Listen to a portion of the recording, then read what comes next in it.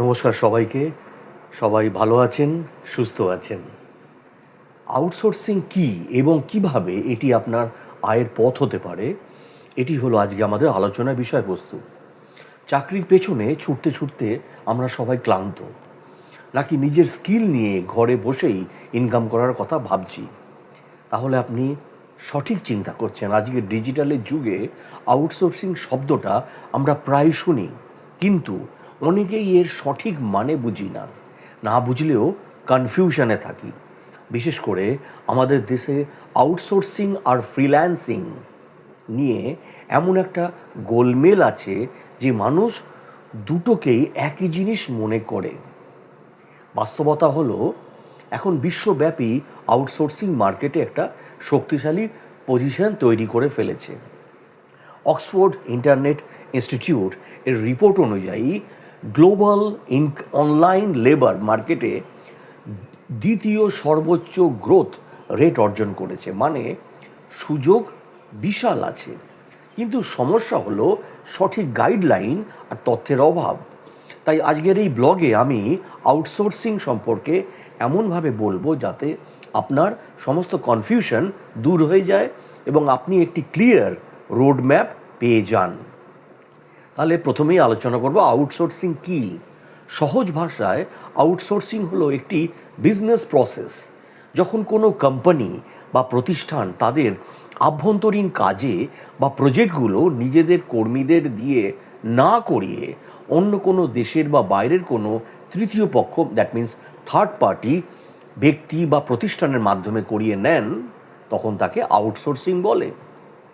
ধরুন, একটি Spanish software company তাদের কাস্টমার সাপোর্ট কাজটি ভারতের একটি কল সেন্টার কোম্পানিকে দিয়ে করাচ্ছে বা দিয়ে করিয়ে নিচ্ছে। কিংবা আমেরিকার একটি ছোট অনলাইন শপ তাদের আউটসোর্সিং বা সোশ্যাল মিডিয়া ম্যানেজমেন্টের কাজটি ভারতের একজন বিশেষজ্ঞর হাতে তুলে দিচ্ছে। এটাই হলো আউটসোর্সিং। আউটসোর্সিংয়ের মূল ব্যাপারটা হলো কাজটিকে বাইরে, মানে আউটে সরিয়ে দেওয়া বা উৎস মানে সোর্স খুঁজে নেওয়া। এখানে মনে হতে পারে যে কাজটি একটি কোম্পানি থেকে অন্য একটি কোম্পানির কাছে যেতে পারে, কিংবা একজন ফ্রিল্যান্সারের কাছেও যেতে পারে। তবে একটি বিষয়ে আপনার কৌতূহল জাগতেই পারে, তা হলো ফ্রিল্যান্সিং ব্যাপারটা কি? আউটসোর্সিং এর সাথে কি এর কোনো পার্থক্য আছে? অবশ্যই আছে। তবে এই পার্থক্যটি কি, আর কেন আমাদের দেশে এই দুটো শব্দকে প্রায়শই এক মনে করা হয়, সেটা আমরা এই ব্লগের একটু পরেই আরও বিস্তারিত আলোচনা করব। আপাতত জেনে রাখুন, আউটসোর্সিং হলো সেই প্রক্রিয়া যার মাধ্যমে কোম্পানিগুলো তাদের কাজ বাইরের কাউকে দিয়ে করিয়ে নেয়। আউটসোর্সিংয়ের মূল উদ্দেশ্য কি? কোম্পানিগুলো কেন আউটসোর্সিং করে, এর পেছনে বেশ কিছু স্ট্র্যাটেজিক কারণ রয়েছে। সেই কারণগুলো সংক্ষেপে আমি এখন আলোচনা করছি। যেমন প্রথমে খরচ কমানো। আউটসোর্সিংয়ের সবচেয়ে বড় কারণ হলো এটি। অনেক সময় দেখা যায় ইউরোপ, আমেরিকায় একজন অভিজ্ঞ কর্মীকে যে বেতন দিতে হয়, অন্য কোনো দেশে যেমন বাংলাদেশ, ভারত, পাকিস্তান, ফিলিপিন্স বা ফিলিপাইন, সেই একই কাজ অনেক কম খরচে করানো যায়। বিশেষ করে উন্নত দেশগুলো লেবার কস্ট কমানোর জন্য এই পদ্ধতি ব্যবহার করে। এরপরে বলবো দক্ষতার অ্যাক্সেস। কোম্পানির নিজস্ব কর্মীদের মধ্যে হয়তো বিশেষ কোনো বিষয়, যেমন অ্যাডভান্সড ডেটা অ্যানালিসিস বা নতুন কোনো প্রোগ্রামিং ল্যাঙ্গুয়েজ দক্ষতা নেই। আউটসোর্সিংয়ের মাধ্যমে কোম্পানিগুলো সেই কাজের জন্যে বিশ্বজুড়ে সেরা কাউকে খুঁজে নিতে পারে। এর নেক্সট পয়েন্টে আমি বলবো কাজে ফোকাস করা। এটি কোম্পানি যখন তাদের মূল ব্যবসার বাইরে কাজগুলো, যেমন payroll processing, IT support outsource করে নেয় বা দেয়, তখন তারা তাদের মূল ব্যবসায় আরও বেশি মনোযোগ দিতে পারে। এতে করে ব্যবসায়িক লক্ষ্য অর্জন করা সহজ হয়। এরপরে বলতে পারেন সময় বাঁচানো। নতুন কর্মী নিয়োগ, প্রশিক্ষণ দেওয়া, সেট আপ করতে অনেক সময় লাগে। তাই আউটসোর্সিংয়ে সরাসরি দক্ষ এবং অভিজ্ঞ ব্যক্তিকে কাজে লাগানো যায়, ফলে কাজটি দ্রুত শুরু করা সম্ভব হয়। এরপরে আমি বলবো আউটসোর্সিংয়ের সুবিধাগুলো কি, what are the advantages of outsourcing.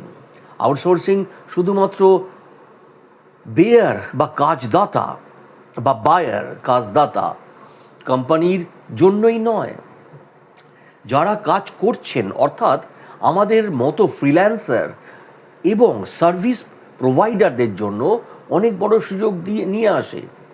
এর মূল কি সুবিধা? বিশাল কাজের বাজার।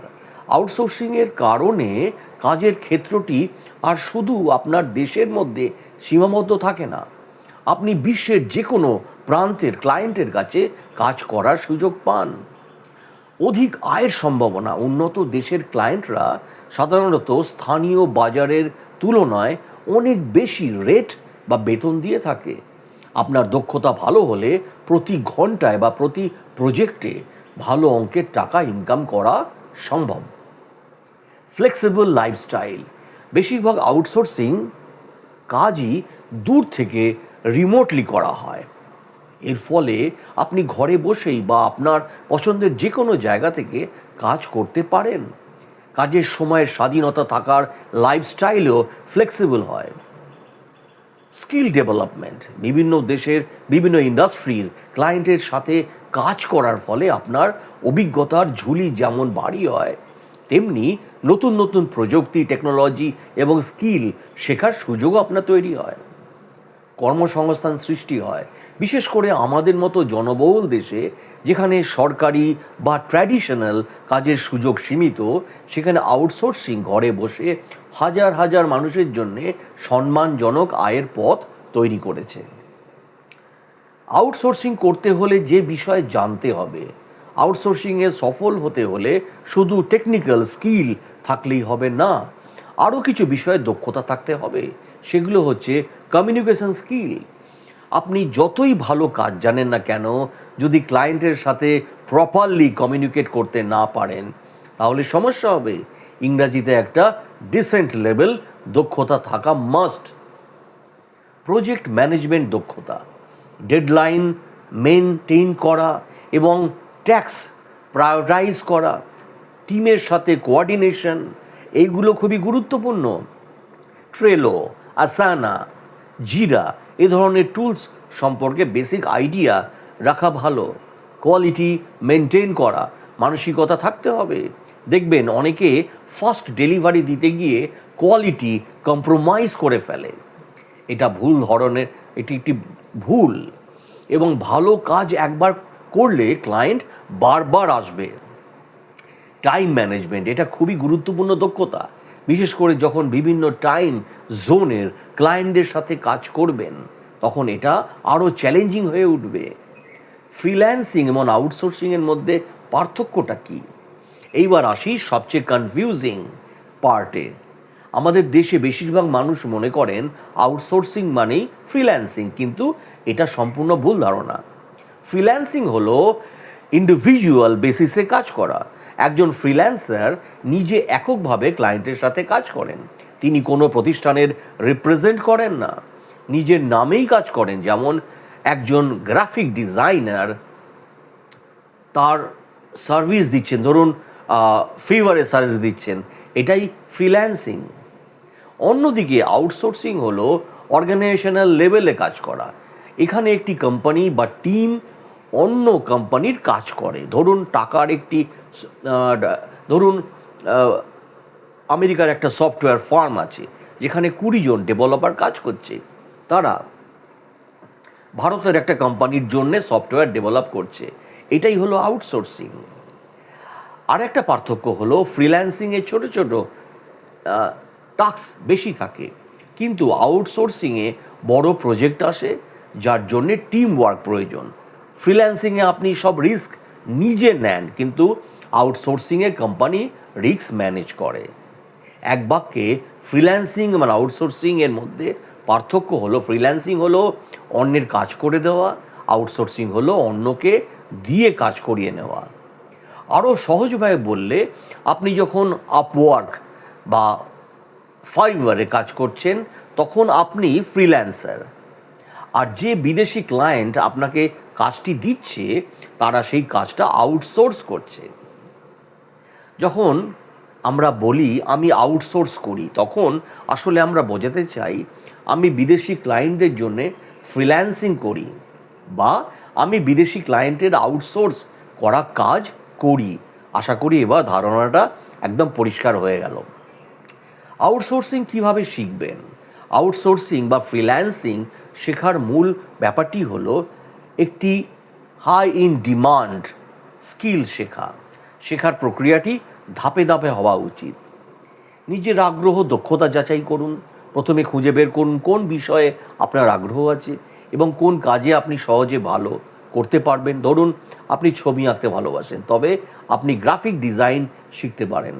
স্কিল নির্বাচন করা, বাজারে যে স্কিলগুলোর চাহিদা বেশি সেগুলোর মধ্য থেকে আপনার আগ্রহের সাথে মিলিয়ে একটি নির্বাচন করুন, যেমন data analytics, web development, digital marketing, advanced video editing, content writing, SEO, search engine optimization. Online learning, এখন শেখার জন্যে সেরা রিসোর্স ইন্টারনেটে সহজেই পাওয়া যায়। ইউটিউবে অসংখ্য ফ্রি টিউটোরিয়াল পাওয়া যায়। এছাড়া অ্যাডটেক প্ল্যাটফর্ম যেমন ইউডেমি, কিউসেরা, স্কিল শেয়ার, ইডেক্স এর মতো প্ল্যাটফর্মে প্রিমিয়াম কোর্সগুলো কম খরচে করা যায়। গুগল সার্চ করে যে কোনো বিষয়ে বিস্তারিত লেখা বা ডকুমেন্টেশন খুঁজে নিতে পারেন। প্র্যাকটিস এবং প্রজেক্ট তৈরি করুন। শুধু ভিডিও দেখে বা ব্লগ পড়ে লাভ নেই। শেখার পাশাপাশি নিয়মিত প্র্যাকটিস করতে হবে। নিজের জন্যে কিংবা বন্ধুবান্ধবের জন্য ছোট ছোট প্রজেক্ট তৈরি করুন, এটাই আপনার পোর্টফোলিও হবে। মেন্টর বা ট্রেনিং সেন্টার, যদি একা শেখা কঠিন মনে হয় তবে অভিজ্ঞ একজন মেন্টরের বা ভালো ট্রেনিং সেন্টারের সাহায্য নিতে পারেন। এক্ষেত্রে এইভাবে চলতে পারেন। আর আউটসোর্সিংয়ে কী কী কাজ করার সুযোগ আছে? আউটসোর্সিংয়ে কাজের কোনো শেষ নেই। আপনি যদি কোনো বিশেষ দক্ষতা থাকে তবে সেটাকে কাজে লাগিয়ে আয় করতে পারেন। ফ্রিল্যান্সিং বা আউটসোর্সিংয়ের জনপ্রিয় কিছু কাজের ক্ষেত্র হলো ওয়েব ডেভেলপমেন্ট, ওয়েবসাইট তৈরি, WordPress, Laravel, app development, Android iOS, software testing, cyber security ইত্যাদি। ডিজাইন এবং creative, graphic design, logo, brochure, UI UX design, video editing, motion graphics, অনেক কিছু আছে। ডিজাইন এবং ক্রিয়েটিভের রাইটিং ও content, article writing, copy writing, blogging, technical writing, translation ইত্যাদি। আর ডিজিটাল মার্কেটিং আছে, SEO, social media marketing, search engine marketing, email marketing ইত্যাদি। আর ভার্চুয়াল অ্যাসিস্ট্যান্টের রয়েছে অ্যাডমিনের কাজ, email management, scheduling, data entry ইত্যাদি।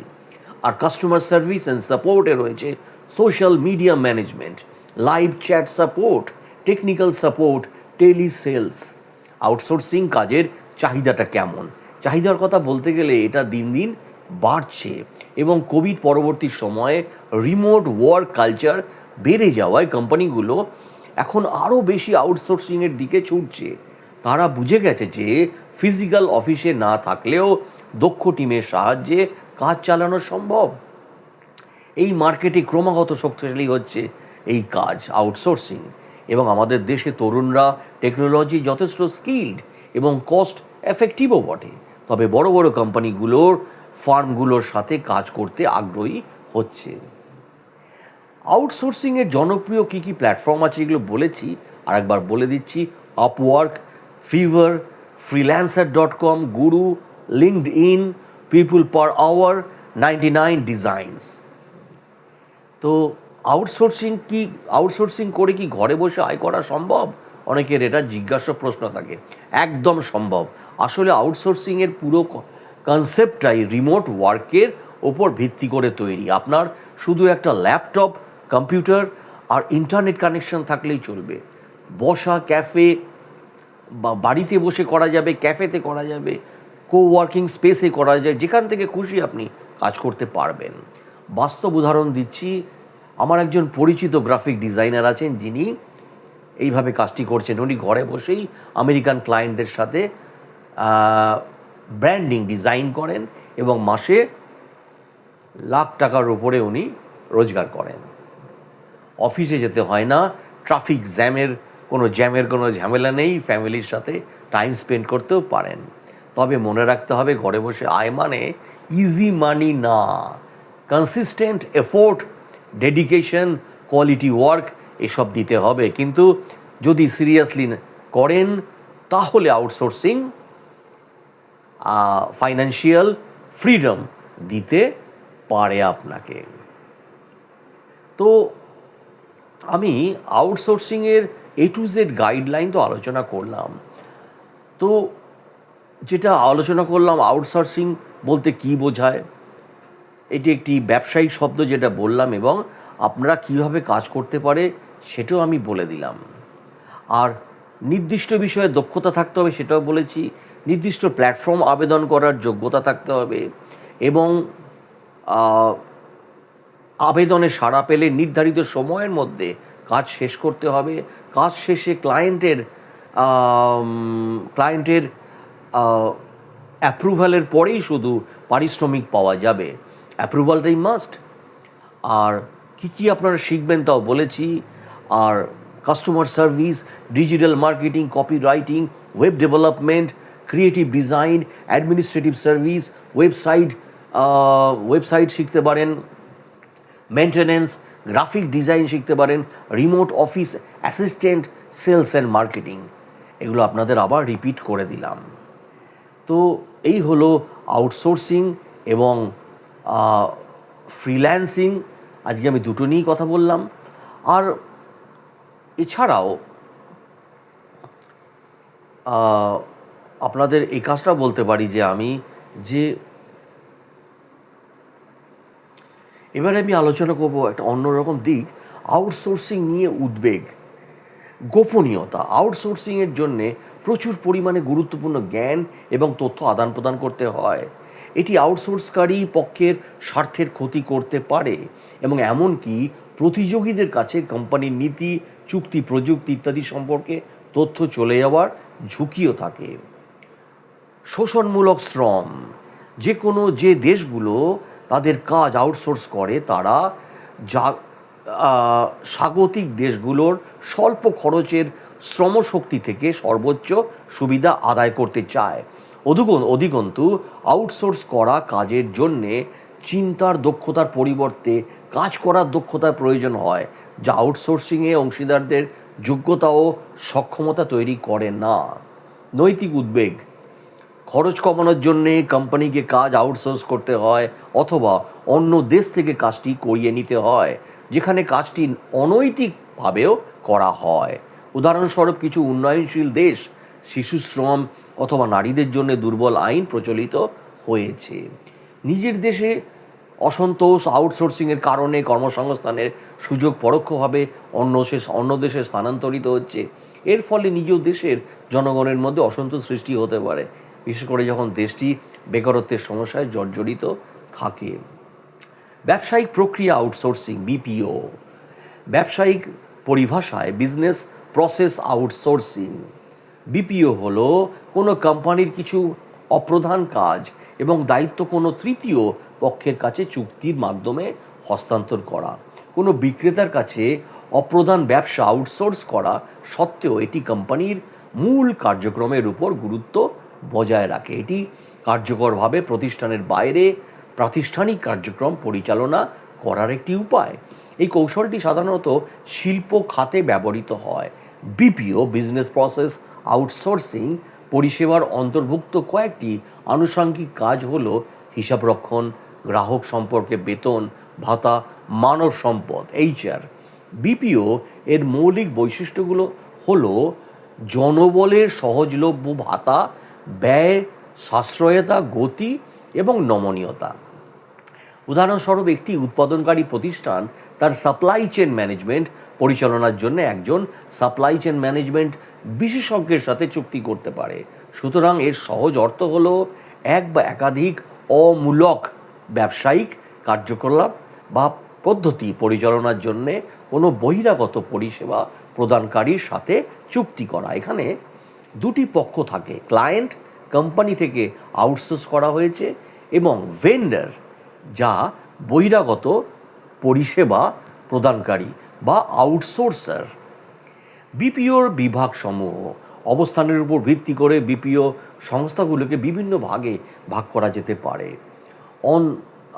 অনশোর আউটসোর্সিং হলো যখন কোনো কোম্পানি একই দেশে অবস্থিত কোনো পরিষেবা প্রদানকারীকে নিয়োগ করে। এটি আভ্যন্তরীণ আউটসোর্সিং নামেও পরিচিত, ইন্টারনাল আউটসোর্সিং। এবং যখন কোনো কোম্পানি প্রতিবেশ থেকে কোনো পরিষেবা প্রদানকারীকে নিয়োগ করে তখন তাকে নিয়ার শোর আউটসোর্সিং বলা হয়। যখন কোনো কোম্পানি অন্য দেশে থেকে কোনো পরিষেবা প্রদানকারীকে নিয়োগ করে তখন এই পদ্ধতিটি অফশোর আউটসোর্সিং নামে পরিচিত। এর আরেকটি নাম হলো অফশোর। জ্ঞান প্রক্রিয়া বা আউটসোর্সিং, নলেজ প্রসেস আউটসোর্সিং। কেপিও হলো কোনো প্রতিষ্ঠান থেকে কোনো ভেন্ডারের কাছে জটিল এবং উচ্চ স্তরের কাছে আউটসোর্স করার প্রক্রিয়া। সুতরাং কোম্পানি যে কাজগুলো আউটসোর্স করে সেগুলো হলো মূল কার্যক্রম। এগুলোর জন্যে বিশেষজ্ঞতা আর প্রযুক্তিগত জ্ঞান নৈপুণ্যের প্রয়োজন হয়। খরচ কমানোর জন্য একটি কোম্পানি কখনো কখনো কখনো নির্দিষ্ট কিছু কাজ অফশোর করতে পারে, অথবা একই দেশে অবস্থিত অন্য কোনো কোম্পানি ভেন্ডার বা সহযোগী প্রতিষ্ঠানের কাছে আউটসোর্স করতে পারে। বিপিওর চেয়ে কেপিও বেশি চ্যালেঞ্জিং। বিপিও পরিষেবা হলো এমন সব অপ্রধান কার্যক্রম যা আউটসোর্স করা হয়, সুতরাং কেপিও হবে বিপিওর একটি উপসেট। অন্যদিকে কেপিও আরও মৌলিক কাজের জন্যে বিশেষায়িত বা প্রযুক্তিগত শ্রমের সমন্বয় ঘটায়। কোম্পানিটি তার কাজের চাপ কমানোর জন্যে নয়, বরং কেপিওদের পেশাদারদের জনবল এবং বিষয়ভিত্তিক দক্ষতার জন্যে আউটসোর্স করা থাকে। কারণ ভারতের মতো উন্নয়নশীল দেশগুলো দক্ষ এবং শিক্ষিত শ্রম অনেক কম ব্যয়বহুল। এটি খরচ কমানোর একটি সুযোগও তৈরি করে। সুতরাং একটি কেপিও একটি ছাতার মতো কাজ করে যা বিভিন্ন ধরনের কার্যক্রমকে অন্তর্ভুক্ত করে, এবং কেপিও বিভিন্ন ধরনের হয়ে থাকে, যার মধ্যে রয়েছে বাজার গবেষণা, আইনি তথ্য উদ্ঘাটন, আর্থিক গবেষণা, ওষুধ, জৈব প্রযুক্তি, ডেটা অ্যানালিস্টিক, সৃজনশীল ডিজাইন এবং প্রযুক্তিগত বিষয়সমূহ। তো কেপিও তুলনামূলকভাবে জটিল, এর জন্যে জ্ঞানের প্রয়োজন হয় এবং এটি অন্তর্দৃষ্টি, অভিজ্ঞতা ও দক্ষতার উপর নির্ভরশীল। বিপিও এর কম জটিল এবং এটি মূলত কাজের পরিমাণ নির্ভর করে। বিপিও এর জন্যে এমন প্রার্থী প্রয়োজন যাদের ন্যূনতম শিক্ষাযোগ্যতা এবং চমৎকার যোগাযোগ দক্ষতা এবং ব্যাপক কম্পিউটার অভিজ্ঞতা রয়েছে। অন্যদিকে কেপিওর জন্যে এমন প্রার্থী খোঁজা হয় যাদের পেশাগত যোগ্যতা বেশি এবং দক্ষতা উচ্চ স্তরের। তো ভিডিওটা আজকে এখানেই শেষ করলাম।